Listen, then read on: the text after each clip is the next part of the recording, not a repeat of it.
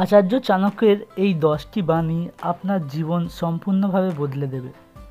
আচার্য চাণক্য একজন অসাধারণ পণ্ডিত ছিলেন। মানুষকে জীবনের সঠিক দিশা ও পথ দেখাতে তিনি 6000 শ্লোকের একটি নীতিগ্রন্থ রচনা করেন। সেখান থেকেই কিছু শ্লোক তুলে ধরছি আপনাদের কাছে।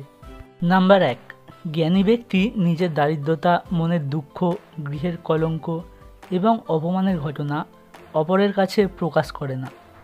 নাম্বার 2, অলস ব্যক্তির বিদ্যা হয় না, বিদ্যাহীন ব্যক্তির ধন হয় না, নিধনের বন্ধু জোটে না, আর বন্ধুহীন ব্যক্তির সুখ জোটে না।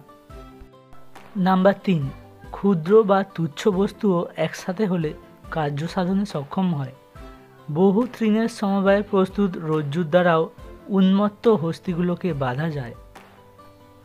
নাম্বার 4, কাজের পরিকল্পনা মনে থাকবে, মুখে যেন তা প্রকাশ না পায়, কারণ যে কাজের কথা অন্য লোকে আগেই জেনে ফেলে সেই কাজে সাফল্য আসে না।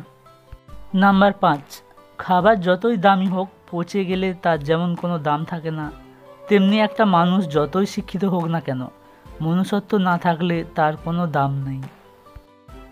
নাম্বার 6, সাপ যদি ঘরের মধ্যে ঢুকে যায়, লোকে তাকে লাঠি দিয়ে মারে, আর যদি সাপকে মন্দিরে শিবলিঙ্গের ওপর দেখতে পায়, তখন তাকে পুজো করে, দুধ খাওয়ায়।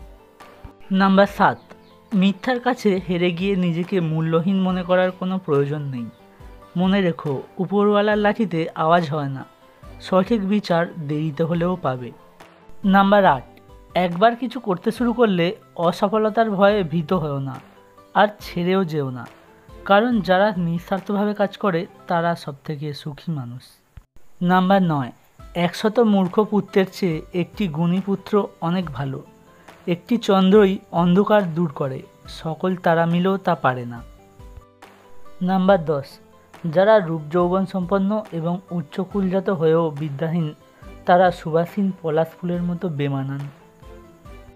এই ভিডিওটি ভালো লেগে থাকলে লাইক, কমেন্ট ও শেয়ার করতে ভুলবেন না। এই রকম ভিডিও আরও দেখতে হলে আমার চ্যানেলটি সাবস্ক্রাইব করে আমার পাশে থাকবেন।